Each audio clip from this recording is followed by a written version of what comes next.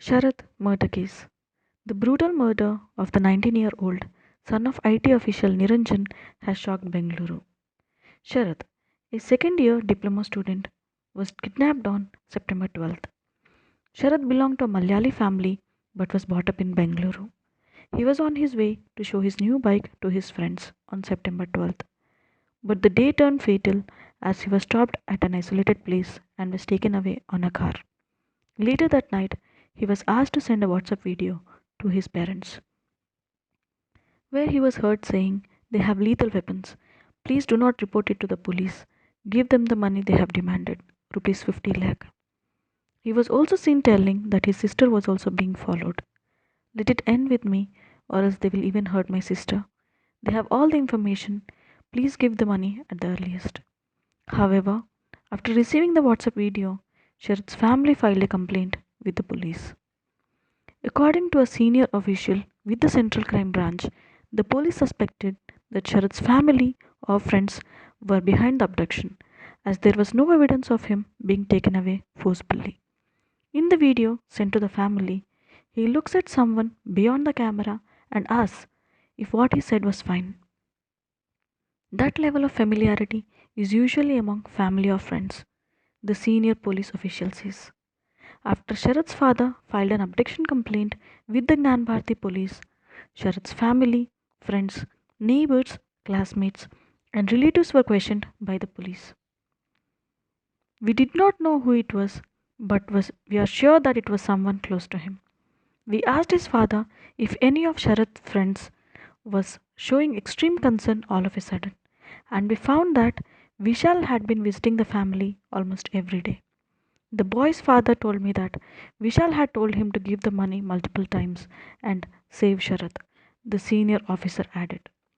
Vishal is Sharath's sister's classmate from the school, so he knew both the sister and the brother. Vishal also constantly kept in touch with Sharath's sister in order to stay updated with what the family knew of the police investigation. Vishal was questioned by the police twice before, but he managed to escape from their radar. He even gave out a list of Sharath's friends and shared other details with the police.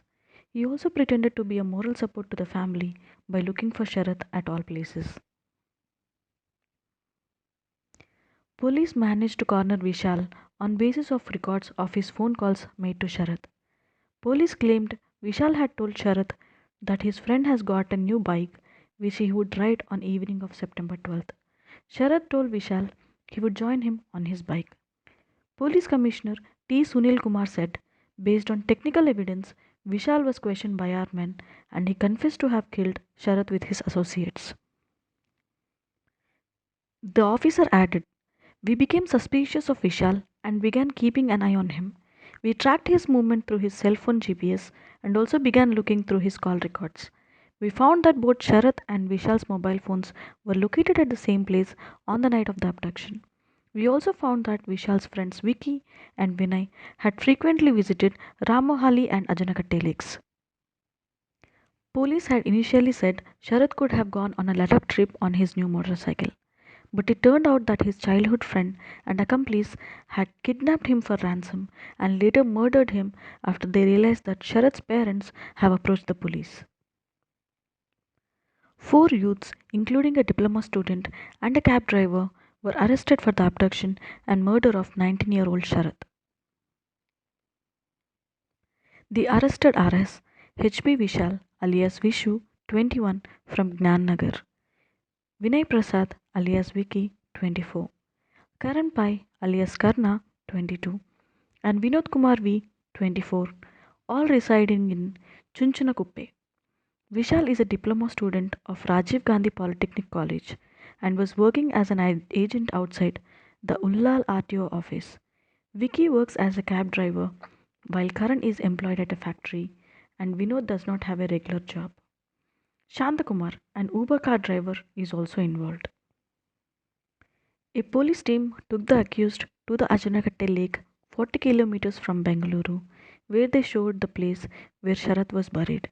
A search operation began and Sharath's body was found buried near an abandoned quarry 3 kilometers away from the lake. Sharath was murdered within 30 minutes after his parents approached the police. They first disposed of the body in the Narsimhaya lake, but it resurfaced on the third day, forcing them to fish out the bloated body and drive around the city until they decided to bury it at Kurubapalle Bande, from where it was exhumed. Police said Vishal and his friends Shantakumar, Vinay, and Karan gathered near the RTO on September 10th. Vishal told them about Sharath and his family's financial background. They decided to target him, and since Vishal knew Sharath was crazy about bikes, he lured him out on the pretext of going on a bike ride. Vishal told Sharath to meet near Shirke apartment at Kengiri satellite town, and then later they rode their bikes till Ullal RTO office. They later joined Shanta, Vicky, and had a beer before they made Sharath get into a car that Vicky had borrowed from his friend. They forced Sharath to ask his parents to pay 50 lakh for his freedom and send that recording to his parents on WhatsApp. His parents approached the police and also started calling his friends, including Vishal, telling them about the video. Vishal turned up to help the parents, but he asked his accomplice to murder Sharath to evade the police. Shanta, Vicky, and Karan strangulated Sharath with a nylon rope by 11:30 pm. They disposed of the body in the Narsimhaya lake by tying stones to it to ensure it won't float in the water. Vishal and his friends visited the lake after 2 days to check whether the body was floating. On the third day, they saw the body floating in the water. They tied more stones to the body and put it back in the lake. They continued to visit the lake and saw the body was floating again on September 19th. This time, they took the body in the car and roamed around the city to find a place to dispose of it. They disposed the body in a trench at Kurubapalle Bande on September 20. Vinod only joined the team on September 20 and helped them dispose of the body. The accused told the police they used disinfectant and other items to reduce the smell of the decomposition before packing the body in a plastic bag. The police exhumed the body and conducted a postmortem and handed the body over to the family.